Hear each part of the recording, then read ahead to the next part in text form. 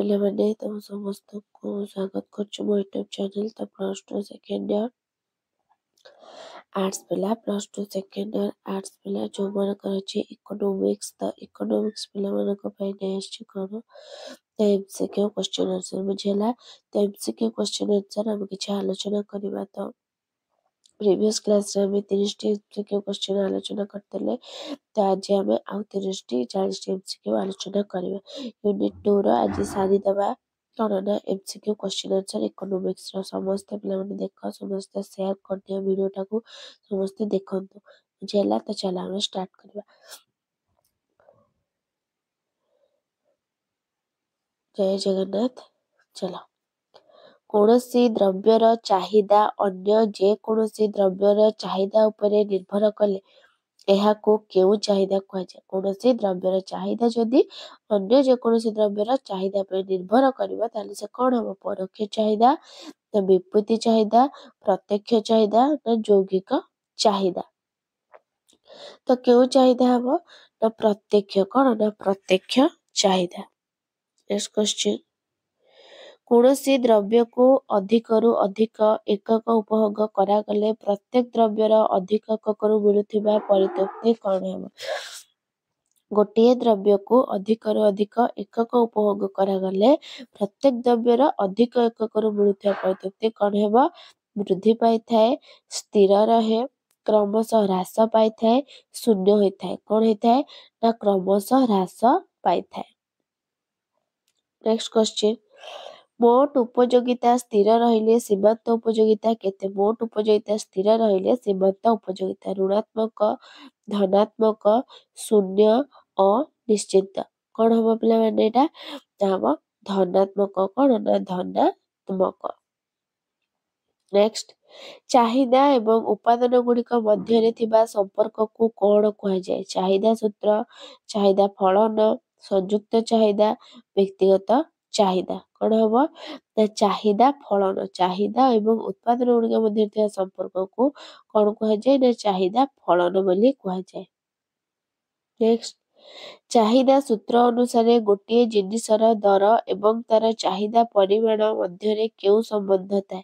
ସମାନପାତିକ ସମ୍ବନ୍ଧ, ବିପରୀତ ସମ୍ବନ୍ଧ, ଋଣାତ୍ମକ ସମ୍ବନ୍ଧ, ଉପରୋକ୍ତ କୌଣସିଟି ନୁହେଁ। କ'ଣ ହବ? ନା ବିପରୀତ ସମ୍ବନ୍ଧ। ନେକ୍ସଟ, ଏକ ସମୟରେ ବିଭିନ୍ନ ପ୍ରକାର ଦ୍ରବ୍ୟ ସମୂହର ଚାହିଦାକୁ କ'ଣ କୁହାଯାଏ?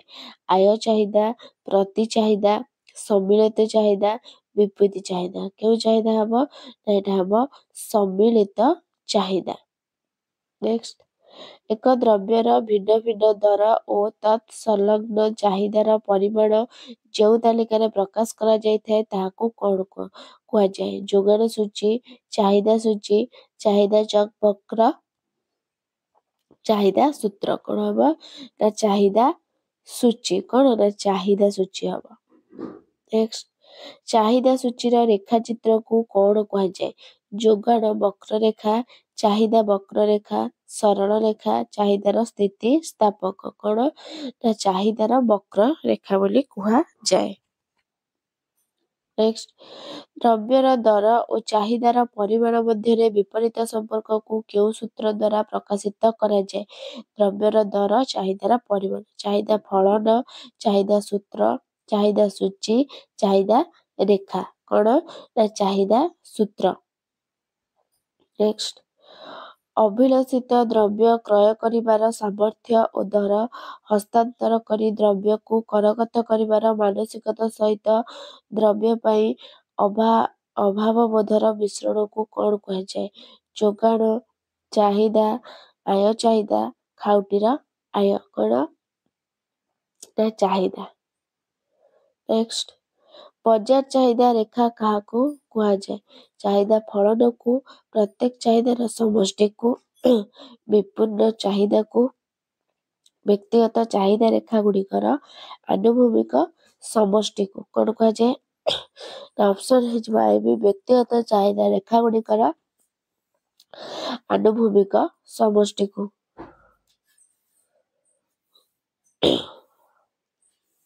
नेक्स्ट ह्रासमान सीमांत उपयोगिता रेखा एथिमध्यरु केउ प्रकार होइଥାଏ आनुभूमिक बामरु डाहाणକୁ निम्नगामी बामरु डाहाणକୁ ऊर्ध्वगामी उल्लम्ब कौन होता है ना बामरु डाहाणକୁ निम्नगामी होता है ह्रासमान सीमांत उपयोगिता रेखा सबले बामरु डाहाणକୁ होता है निम्नगामी। नेक्स्ट स्वाभाविक चाहिदा रेखार आकृति किपरि स्वाभाविक चाहिदा रेखार आकृति किपरि दक्षिणाभिमुखी निम्नगामी दक्षिणाभिमुखी ऊर्ध्वगामी ओ एक सक्षम सहित समांतराल उपरलिखित कौनसीटी नुहे कौन ऑप्शन आई हे जिवो दक्षिणाभिमुखी निम्नगामी।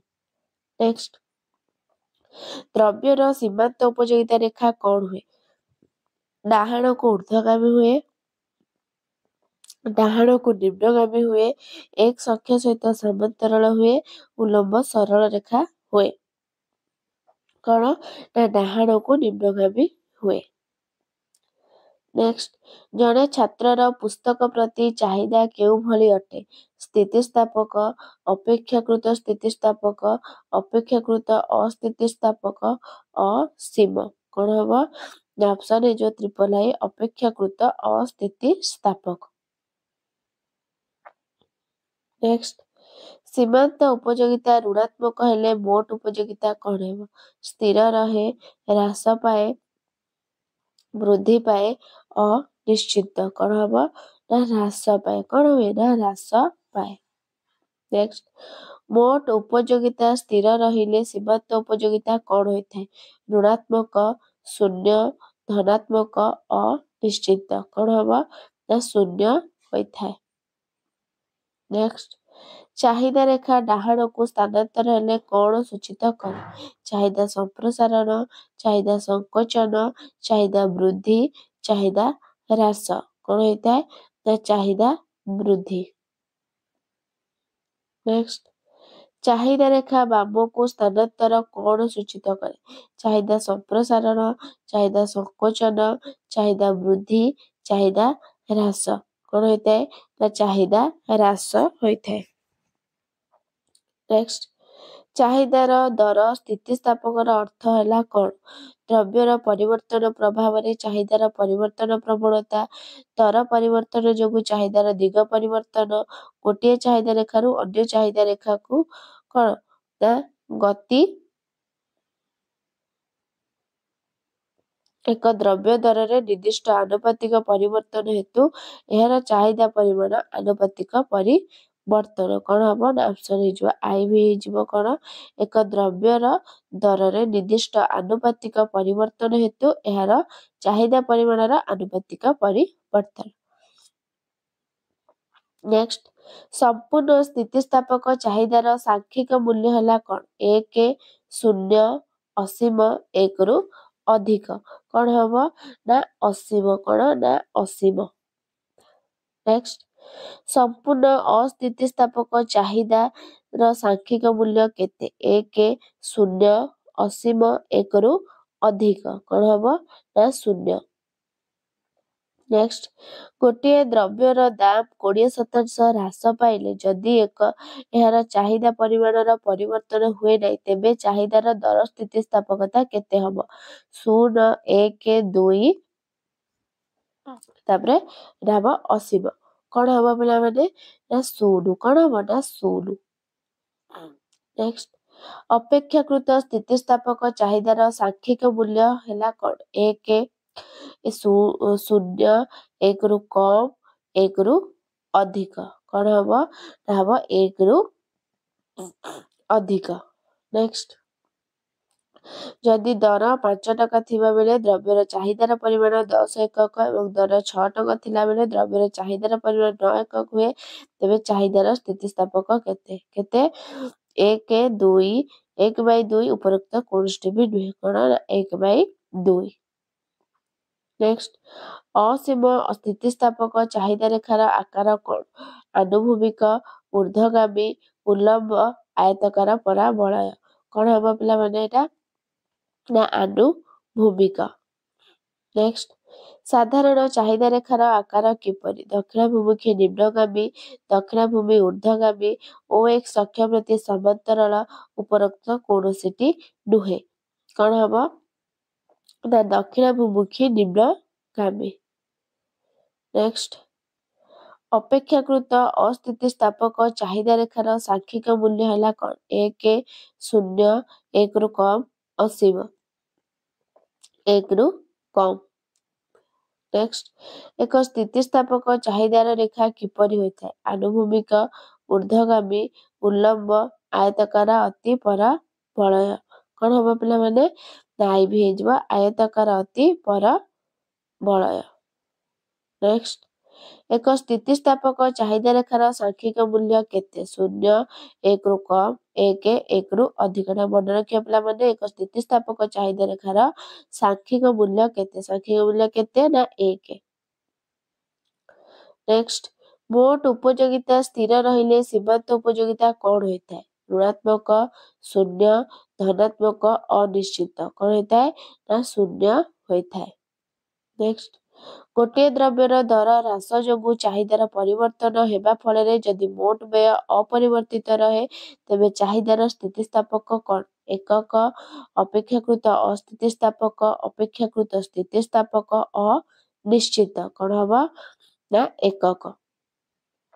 ନେକ୍ସଟ ଗୋଟିଏ ଦ୍ରବ୍ୟର ଦର ହ୍ରାସ ଯୋଗୁଁ ଯଦି ମୋଟ ବ୍ୟୟ ହ୍ରାସ ପାଏ ଏବଂ ଦ୍ରବ୍ୟର ଦର ବୃଦ୍ଧି ଯୋଗୁଁ ମୋଟ ବ୍ୟୟ ବୃଦ୍ଧି ପାଏ ତେବେ ସେହି ଦ୍ରବ୍ୟର ସ୍ଥିତିସ୍ଥାପକତା କ'ଣ? ଏକକ, ଅପେକ୍ଷାକୃତ ଅସ୍ଥିତିସ୍ଥାପକ, ଅପେକ୍ଷାକୃତ ସ୍ଥିତିସ୍ଥାପକ, ଅନିଶ୍ଚିତ। କ'ଣ ହବ? ନା ଅପେକ୍ଷାକୃତ ସ୍ଥିତିସ୍ଥାପକ।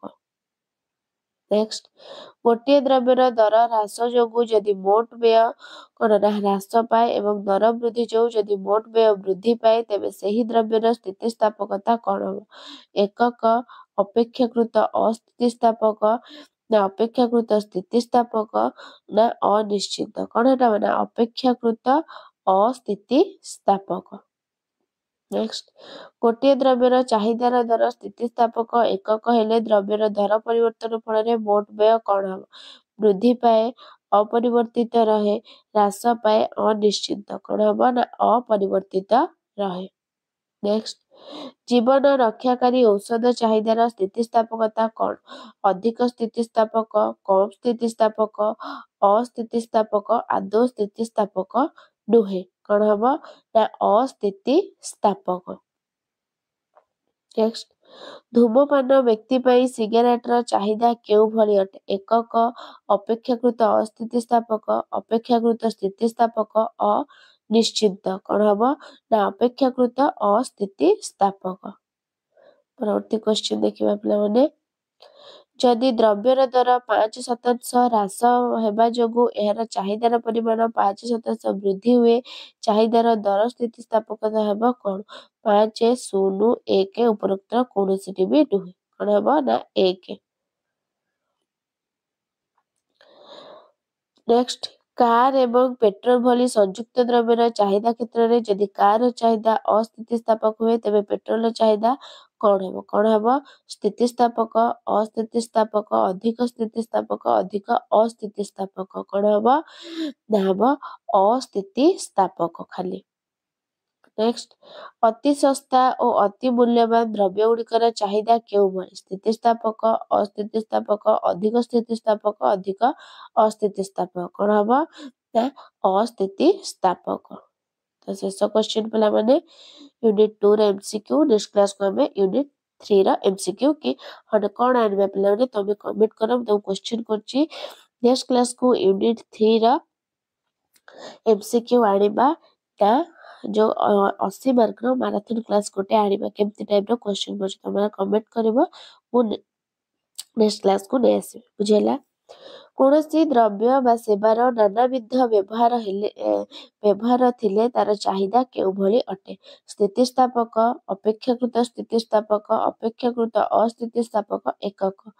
କ'ଣ ହବ? ନା ଅପେକ୍ଷାକୃତ ସ୍ଥିତିସ୍ଥାପକ। ତ ପିଲାମାନେ ତମର ୟୁନିଟ୍ ସରିଗଲା ୟୁନିଟ୍ 2। ତ ନେକ୍ସଟ କ୍ଲାସକୁ ୟୁନିଟ୍ 3 ନେଇ ଆସିବା। ଭିଡ଼ିଓଟି ଭଲ ଲାଗିଥିଲେ ଲାଇକ୍ ସେୟାର ସବସ୍କ୍ରାଇବ କରିଦିଅ। ରହୁଛି ଧନ୍ୟବାଦ। ଜୟ ଜଗନ୍ନାଥ।